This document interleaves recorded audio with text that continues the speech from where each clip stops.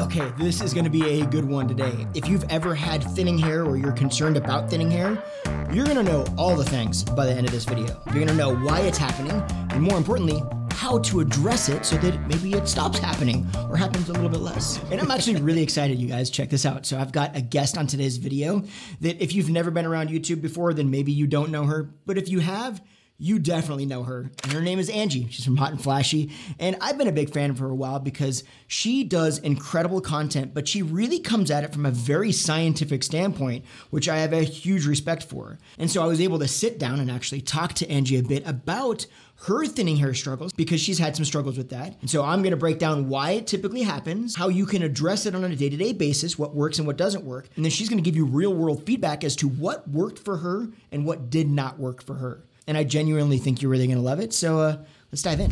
I was just looking up some stats on it, and did you know that up to 2/3 of postmenopausal women suffer from some kind of hair loss or thinning hair? And of those, 60% have low self-esteem issues because of it. And so it can become a real problem as you get older because, you know, we love our hair, you know, and I always feel like if my hair doesn't look good, I don't look good. I knew that 2/3 of women experience this because it's a very common thing.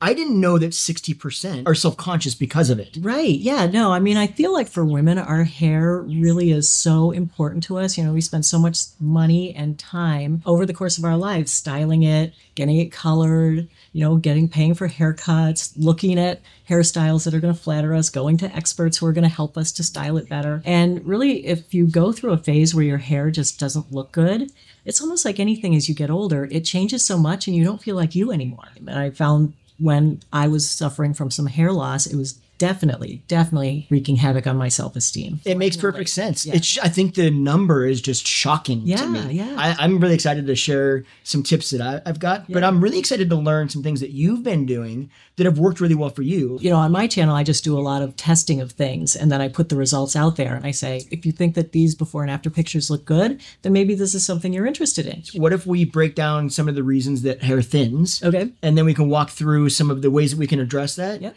And then ultimately, I want to, again, learn what you use or what you're doing that's working. Yeah. And then after that, I'd like to hear from you, like what styling tips people can use to just make the illusion of fuller hair if they have some hair loss, like things that you can do every day. Because the treatments take time. You know, You're not going to see results in a day. It's going to be 3 months, 6 months, a year. So during that time, we also need some styling tips to help make our hair look fuller. And so hopefully you got some good tips for us on that. 1,000%. And some of those tips actually we're going to get into in a second are part of the reason if you don't realize you're doing something incorrectly, right? It could be part of the reason that you are experiencing or feeling like your hair is thinning. Yeah, totally. So I like to say there's basically 3 kind of categories as to why hair will thin. Okay? The first category would simply be stress. Now, this goes with emotional stress as well as physical stress. And I think when it comes to emotional stress, people think something traumatic happened in my life, and that's going to cause hair loss, which absolutely it will. I mean, it's a huge player, right? But also, you just got your dream job. You get to move to a new place. Right. Exactly. Yeah. And people don't think of that kind of stress as being damaging stress. Right. But your body still feels it as stress. Your body doesn't know the difference between excited stress versus worrying stress, right? Exactly. And that actually can not only make your hair go thinner, but it actually can change texture. I've seen some incredible changes in clientele and clients that simply from not doing anything, but maybe one guy in particular opened a new restaurant and his hair pattern, the way it grew out of his head completely changed in a month. And then it went back to normal. But it was the first time I'd ever seen it that dramatic, and it really sealed in how much of an impact it makes. But then there's also the physical stress. And the physical stress is what we're going to be sharing a little bit later, which deals with the actual step-by-step, the nuances of what you're doing on a day-to-day basis that can dramatically impact your hair breaking, which makes it feel thinner, or legitimately thinning. The next kind of category is nutrition. Nobody likes to talk about this, but it's a huge player. You don't hear it about hair very often. Your hair doesn't grow from the ends. Right. It grows from the scalp. So it seems logical, right? What's happening outside is a direct representation of what's happening inside. Right. And so anything that's going on in here, which is obviously directly related to the way that you're feeding or fueling your body, that's going to have a huge impact on what happens with your hair. Right. Yeah, no, I 100% believe that because, you know, your hair basically comes out of your skin, right? And you can feed your body food-wise so that your skin looks better. You know, Exactly. you can eat salmon and antioxidants and all this great stuff. And that's also going to affect your hair follicles as well, because those are part of your skin system. So the healthier your skin is, the healthier your body is, the healthier your hair follicles are going to be. That's why I told you, you already know, but I told you she knows what she's talking about. I already said it. It's easy for me to overlook. I don't think about it. Right. Right. You generally don't think, oh, there's something going on with my hair. How's my nutrition playing into that? Yes. Yeah. I just don't think that way. And part of that kind of goes falls into the category 3, which is just health concerns, medical concerns. Yes. This goes with medicine changes. Like if you've started a new medicine, I don't know if you've ever maybe met somebody that went through chemotherapy, lost all of their hair, and then maybe they started with thinner, finer hair or straight, and it grew back and it was spiral curls. Yep. Right? That shows you how much what's going on in here is affecting what's going on out here. Yeah, or it grows back a different texture. Absolutely. That is very common. So one of the things that when people come in, the first thing I ask them if they're experiencing thin hair is, how are your iron levels? Or have you had them checked? Right. And many times they say, why? Yeah, right. Right? And you say, no, that can dramatically affect your hair growth. Many times they find out, oh, I got my blood levels checked.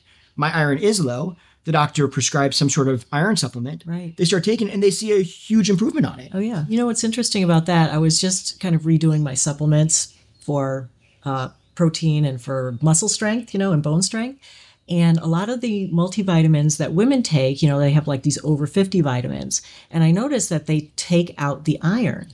Which blows me away. Wait, why? Because the one I take keeps it in, but the other one, there's two major brands, one's Centrum and one's one a day, right? Yeah. They take one a day. I think it's Centrum that they take out the iron. And I'm like, why? I'm going to keep that in.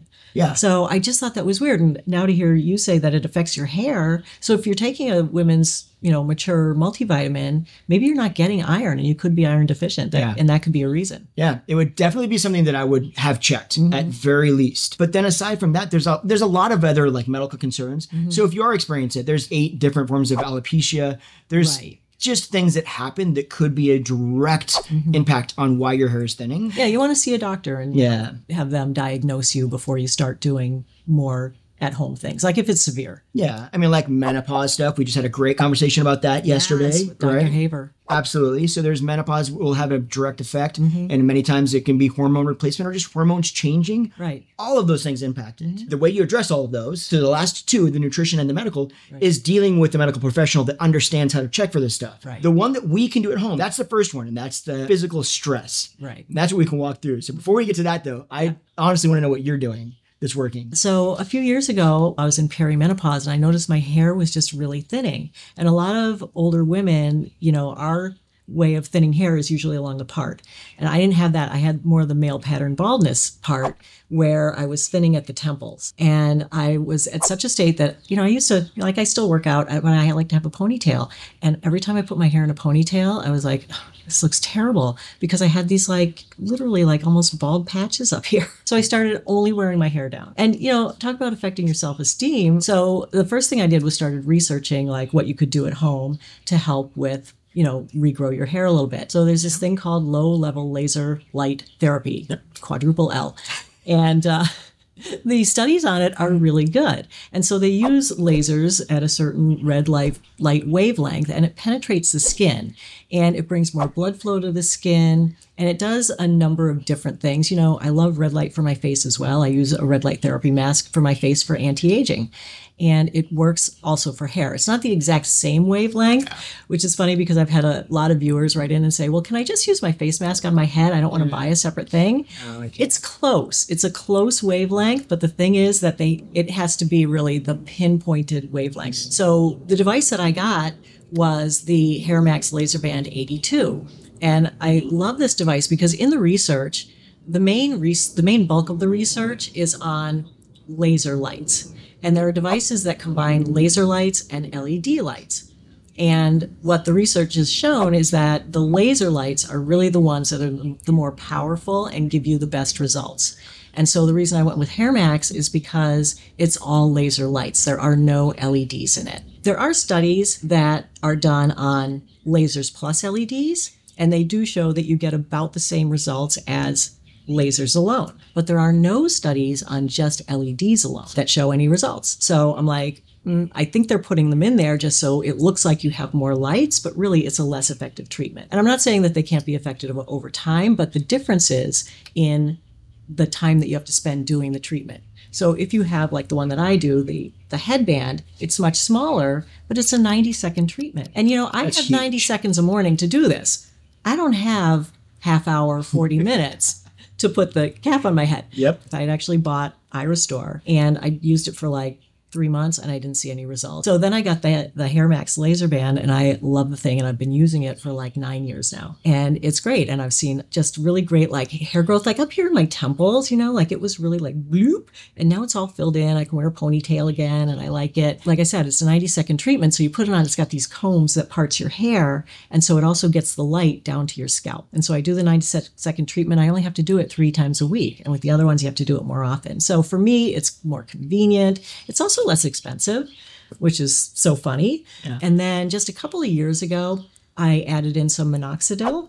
So minoxidil is like the #1 topical treatment. It is also proven in the studies that it works. And traditionally, it was used by men. And there is a women's version of minoxidil, but that only has 2% minoxidil in it. You want the 5%. And she's not the first person that's mentioned the 5% versus the 2% minoxidil. Yes. Definitely like 5. They'll sell it to you as though you need the 2% because you're female. Right. And it's no, it's 5%. Use it. Even all the dermatologists that I watch on YouTube, they're all like, don't bother with the 2%, get the 5%. Basically what they did is they made it a women's version that was less strong, 2%, but they said to use it twice a day. The men's you only have to use once a day. Because the thing is with the minoxidil, it's not pretty.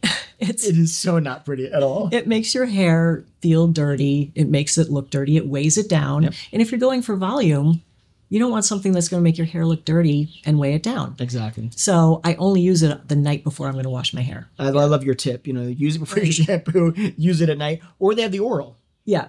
Yes. So you can take oral as well. I know. Well, Dr. Haver mentioned that. And she was like, I had been using the topical. And she's like, my hair looked gross all the time. Another doctor she was talking to said, why don't you just use the oral? And she was like, oh, duh. Okay. So now she's doing that instead. I've noticed that the combination of the minoxidil plus the laser has really amped up the hair growth in those areas. Like I saw some decent results with just the laser alone, but after I added the minoxidil, it just took it to the next level. They've actually studied minoxidil plus the lasers and it shows that it's a more effective treatment. So there's so many things that I love about this. One, I feel like I don't need to be in this video because she is 100% an expert on this. The thing that I love is one, you're speaking from experience, but more importantly, you're speaking from research as well. Yes. You're doing the deep dive into figuring out not just such a nerd. But that's fantastic because that's what needs to happen. So full disclosure, I did a video with Iris Store as a sponsored video when I first started my channel. This is probably 3 or 4 years ago. And I used it for a little bit and I felt like I saw some results or whatever. You'll see some results with it.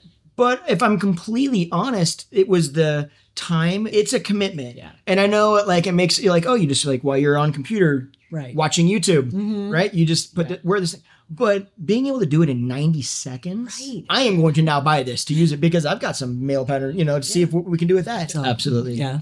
And they even say on mine, so I use the Costco brand specifically. Yeah, me too. Yeah. And it says use it up to twice a day. And I started using it twice a day at the first just to see how it would work, you know. But I use it and you're spot on. It is, you definitely feel it in your hair. And when you're trying to create volume, you've got to use some sort of product that it's ultimately going to make your hair feel a little bit dirty. That's how they create volume. Right. But it's a different kind of dirty. This is more like a greasy dirty. Exactly. A quick sidestep about minoxidil. Probably for the past maybe 2 months or 3 months, I've been using it pretty consistently. And there's one major thing that I noticed that you need to be aware of if you're going to use it. I couldn't understand why my hair was kind of being a struggle to style for a while now. And it was finally just the other day when I realized that when I pull my hair out, it looks like it's almost been over thinned or over texturized. So I've got all these pieces that are maybe about half of the length as my actual hair is. And they kind of just are getting a little bit of bend and curl and they're just not kind of working together with the other hairs like I was used to in the past when they were all basically the same length. And it's because these are all new hairs that have been growing back in. So the pro is these hairs are filling in and they're getting longer. So that's the direction I want to head. But in the kind of middle period, just understand that if your hair starts to kind of act a little bit frustrating to your styling process, that's very possibly what's going on. It's just something to kind of keep in mind. But all in all, I think this is a price well worth paying to have your hair be thicker and denser and know that it is a process and it's part of the process. It's not the end of the process. And then the last thing I wanted to talk about were supplements, because there are a lot of hair supplements on the market. And I never really tried one because there really isn't a ton of scientific evidence that backs up things like saw palmetto, ashwagandha. You know, it's mainly anecdotal information. So you can use them. They're not going to hurt, but they also might not help. The one thing that actually does help grow your hair longer, not necessarily thicker, grows it faster, is biotin. And you don't really have to get a separate biotin supplement if you're taking a standard, you know, multivitamin, because there's usually biotin in everything. When I'm looking at most of my supplements that I take, I specifically look for ones without biotin, because early on in my channel, I actually tried a collagen biotin supplement, and it had, you know, they just put so much in it, and I wonder if it's really safe, like 3,000% of RDA for your biotin. Like, do you need that much? Like, could you put in just 100% or 150, but like 3,000? I was like, whoa. And, you know, it definitely worked. It definitely worked to make my hair grow longer, also made my nails grow longer and faster. But also it meant for me, because my hair was graying already, said I had to color it more often and get it cut more often and get my manicure done more often. And I was like, this is costing me a fortune, this stuff. But it didn't make it thicker. It didn't make it fuller. It didn't give me any new hair growth. I could not have said that better. I mean, that is sincere. That's exactly what it is. Just like you said, biotin and collagen, they're great they speed it up. Like you notice growth time. Speed it up. Also, just like you said, great for a stylist. Yeah, right. So at that point, you're just getting it longer. If that's what you're trying to do, you've got, you know, already full hair, you're happy with the density, and you just want to see it get longer, then absolutely, I will die on the hill that collagen makes it grow faster. Yes. And realistically, like if you want to try to create more rapid hair growth, you also then need to go, okay, well, you need to stimulate your scalp more because you need blood circulation, right? Yes. And that's going to not just stimulate blood circulation, but it's also going to stimulate the sebaceous glands, which are going to secrete more oil. That's good and bad. It's good because your hair does need that natural oil, right? But bad because if you've already got this over oil production, then you're going to feel like it gets greasy really quickly. But at the end of the day, if you really want good results, it's a combination of all of them that are going to work the best. Let's go into the styling tips. Absolutely. First of all, we need to think that there's two different ways that your hair is going to feel like it's thinning. There's the thinning at the scalp, and then there's the thinning at the ends, which many times isn't actually having anything to do with the scalp. It could be that your hair is breaking off or coming off at the ends. But first of all, let's just talk about how you create more volume. And then we'll talk about different ways after that one, you can kind of create the illusion of more density in your hair. And then also one at the very end, which is the things that you're probably doing today that are breaking your hair off and you just don't realize it's doing it. The first thing you need to do is make sure that you're using a product, because there's a lot of people out there that don't like the feeling of product. Here's what nobody wants to tell you. You're not alone. Nobody wants to tell you that I'm the bearer of bad news. Perfectly clean, like squeaky clean hair. 9 out of 10 times, and most people, especially if you have finer hair or if it's going thinning, it just doesn't have the ability to get volume. Because volume, a lot of people think, is just root lift. I just need a little bit of root lift. I can get the roots up, tease it, I'm going to get volume. That's just bigger hair. So that's not volume. Volume is created by a bend in your hair from the roots all the way to the ends, a kind of a C shape, if you will. That's how you create true volume. The difference here, and this is why this is so important, and this is why when you think of fullness, you're not just thinking of your hair being full. Volume creates shape in your face. So it accentuates specific things about your face that you want to accentuate. Oh, I'm having a light bulb moment. I'm sorry.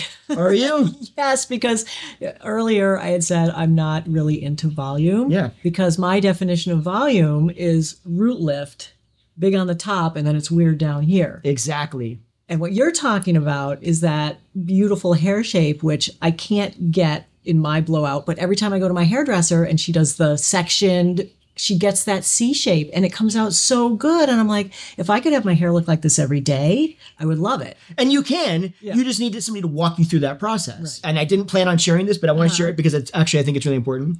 One of the best ways that you can create more volume in certain areas or more shape is to take volume out of other areas. So one of the first things I say, if somebody doesn't like volume like yourself, I don't want just tall hair, right? But I want to have the illusion of volume on top. What do? Well, if you feel like your hair is too flat in one area, for instance, on top, look at the sides. The wider the sides are, the flatter the top is going to feel. Many times just pinning those in, taking volume out of that area will create the illusion there's more volume on the top. And vice versa, right? Now, the reason that is super important is because this goes back to how it functions for your face shape. It's one thing to look like your hair is thicker, but what's the point of it looking thicker if it's not doing anything for you?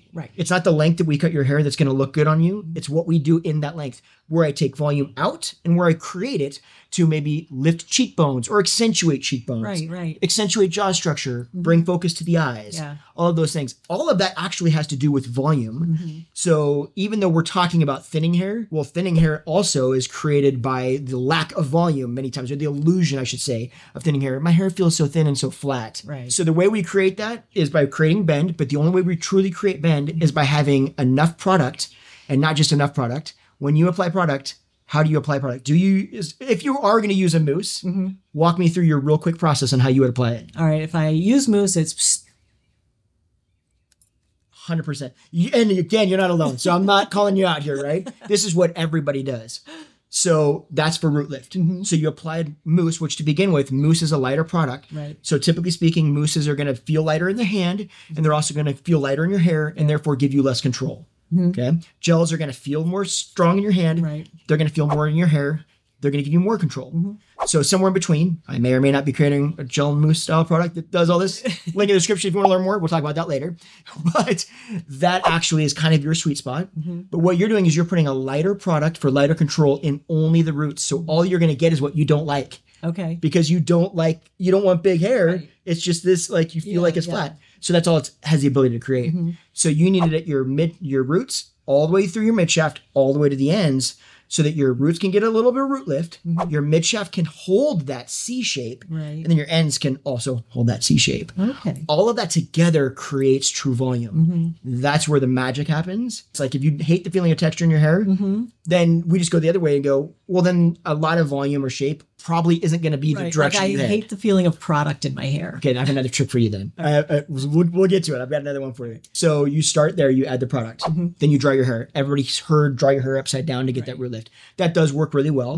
But another thing is, imagine that you don't want a lot of volume on the sides. Yeah. Dry the front forward, right? Because you're going to style it back. Yeah. Dry the sides down because you don't need the root lift. Yeah, I always dry my sides down. But that's smart because that's taking the volume out of the sides to give you the illusion of more volume on the top. You have wave, so wave inherently looks like there's more volume anyway. Right. That's the only reason you're getting more volume here, because you're doing the rest correct, but your hair looks great either way. So then when you're round brushing it, now this is key for both not breaking your hair and getting volume and taking that texture out of your hair. If you're using a round brush, do you use a round brush? I don't, because I can't work two hands at once. It is very awkward. I can't do blow dry or round brush, so I use like an all-in-one tool. I use the Dyson Airwrap with the round brush attachment. Okay, misdirection of where that air is going is going to cause a lot of problems. The main problem it's going to cause is breakage. And so if you're a person that doesn't like to use a brush and your blow dryer because you're using two hands, what we'll find will happen is they'll put the brush in their hair, they'll comb it through, wrap it up to get the volume, and then hold the blow dryer right here. Yeah. Two things are happening. One, they're usually directing the air directly at the hair strand. That is a lot of heat stress on that. Right. That will absolutely damage your hair more. But with as hot as the blow dryers get today, that could break your hair. Right. On point. Plus, once it hits your hair, it's got to go somewhere else. So it goes up and down. Yep. If you're doing it like straight on, right? So it's kind of lifting the cuticle on the up and then maybe flattening it. Beat me to it. 100%. So sorry. No, that's perfect. Okay, you say it. A lot of people will say, well, I don't want to use a flat iron or a curling iron because they're so damaging to hair.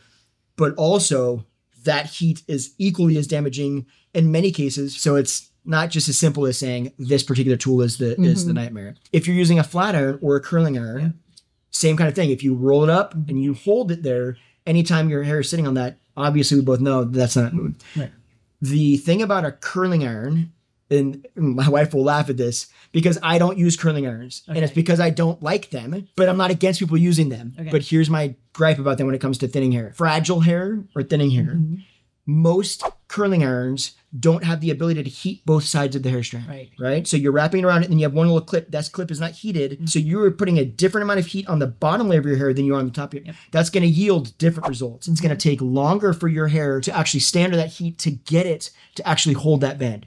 A flat iron, you're dealing with 400 degrees, for instance, and 400 degrees. It's sandwiched. All of that hair is 400. If that plate is evenly heated, which a good flat iron will be, then you've got the exact same amount of heat on both sides. You run that through at an even pace through your hair. That's going to be less damaging because it's going to be more efficient. You're going through it one time versus rolling it up, taking it out. It's not getting the curl you want. You do it again. You do, more stressful. Something I'm actually doing kind of right because I don't use a traditional like curling iron. I use this thing called the InStyler. You know that Yes. one? It's got the rotating barrel, but it's got the clamp thing, so it does heat from both sides. Yeah. And I like it because it smooths the hair. Well, on the one side where it's rolling in the right direction. I still not so much. I still have the original one where it only rolls one way. Oh, okay. They did change it so it does go both ways, so you can change it. So on one side of my hair is smoother than the other. Yeah. But at least it heats from both sides. So at least I'm getting that right. Exactly. But that's a product that if you can't, like I've tried using a flat iron to curl my hair and I just could not get it. So same way. So the InStyler works for me if anyone else is like me and you can't use the InStyler is good because at least you're heating from both sides. Exactly. So then we're moving into, well, what do you do after it's dry to try to get a little bit more? Yeah. I know that you don't like these, and I'm so interested. Tell me about your experience with trying to cover any sort of color that you might want to cover. Yeah. So, you guys know my hair is really gray. Well, it's not enough that I want to go completely gray, but my gray hair grows just right down my part. So I just got my hair colored because of the trip. But normally I have, about this much gray root on either side. And so I just use the sprays, or I have this like crayon thing that I can color them with. And I like those both because they stay in place. They're waterproof. They don't come out till I take them off. If they get caught in the rain, whatever, it's not going to be dribbling down my face. But if I touch it, it will get the color on my fingers. And I've had this happen where I'll wear my sunglasses on my head a lot. Yeah. And it'll transfer to the pads. And then I put my sunglasses on my face. It's so awkward. And then I take my sunglasses off and now the brown is on my nose. And you don't like that. That's not a good look. You are correct. I just wanted to verify. I especially don't like it when I'm out with people and then they go, you have dirt all over your face. And it's like, what's worse, admitting that it's the root cover up or admitting that it's dirty? I have dirty. I found some things, right, that I actually use. I use them on my hair to make it look thicker and more dense. And that's what they were originally used for. But they also could totally work to cover the gray as well. So if you've got thinning hair and it's gray and there's a part line, then twofer for you. Right. And they actually do. And I know you're going to be like, I don't know if I'm going to like it or not. I'll show you what it is. But these things have actually been really good. They're hair fibers and they're legitimately meant to make your hair look thick. So for guys that are like male pattern baldness and thinning back here, I use them. You can't tell, and that's the point. You're not supposed to be able to tell. And they come in all different kinds of colors. So they've got like all different colors, blondes, browns. You can mix them and match them. I actually mix a white and a black together so I'll just mix them, shake it up, and then they come like this. So even if you have gray hair and you don't want to color it, you can still add more volume. Add more density to it. It'll create the illusion of more thickness, right? So they typically come like this, where they just kind of, you can kind of see that, right? Where it's just like a powder. So typically, I don't like using these applicators. So I bought this, which they sell. That seems messy. Yeah, these are way easier. And you can literally just go like this and spray around. Or on your part, you would just literally spray up and on the part. They don't wipe off on your hands like you think they're going to do. So it's kind of like all of the issues or concerns that you are having just are not present with these. Oh, wow. But they're made to make your hair look thicker. It just so happens that they also could be used to cover your hair. Cover gray. Or cover the gray. Yeah. So to me, they're like my favorite thing. I mean, if you had something to cover right now, which you don't, I would totally use them on you. Get my hair colored. But we'll link everything in the description box below the video, everything we're talking about. Absolutely. If you're in between colors and you feel like this is a little bit, maybe that's too dark and this one's too light, I don't really, go dark. The problem with a lot of things is they're often really dark. Really dark. So go onto the darker shade. It'll look much more natural, because if you spray something, have you ever had a color where your roots are lighter than your ends? That's what it'll look like. Don't do that. Okay. You don't want that. So if you've got a cowlick in the back of your head, like a lot of women do, right? And it just splits and you cannot control it. That is when you use these. You spray that dark. You don't see it because what you see in those scenarios is either your color or your scalp. And that's the frustration. But if you can paint that up, you don't notice it. All of a sudden, it feels like your cowlick isn't even there anymore. So there's two other ways, actually, two other things that I see happen a lot that nobody thinks about. I promise you've never thought about this. And I've had clients come in, two that I can think of specifically, that had severe breakage from these two things. One of them is thinking about where you're wearing, like, for instance, your purse strap. So you've got longer hair, right? So you wear your purse and it lands on your hair. If your hair is of a finer texture or a more like a weaker texture, more fragile, that stress just on your shoulder can snap your hair off.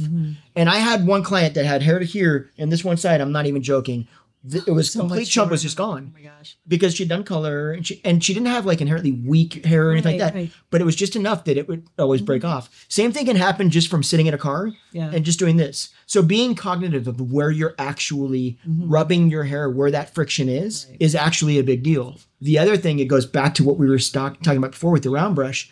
I had a client that came in that round brushed her hair and she did this with it, was blow drying it and just would hold it right up here. Well, she came in one day. I've been cutting her hair for almost 10 years at this point. She came in and she looked at me and said, "What did you do to my hair last time?" Oh no. The conditioner you used broke my hair off. Oh. And there's a spot this thick on the top of her head that was that long. Yeah. And I was like, I don't know how to tell you. Just put the conditioner there. Yeah, I was like, it didn't do it. And she was a lawyer. She's great at like arguing. So I'm like, I'm not even gonna get into this. Yeah, she's trained at this. But I was trying to explain, I'm like, the conditioner that I used doesn't even have the ability. If I wanted to get it to break your hair, I would not be able to get it to do that. Right. And it wouldn't be in this one section. And I didn't do it because I would have known immediately you can't hide it, right? We come to find out the next time that she came in, she goes, "Oh my gosh, I realized what happened. I went home and I was blow drying my hair and like this, and I realized it was that stress of that hair, of that air hitting the hair strand. Direct.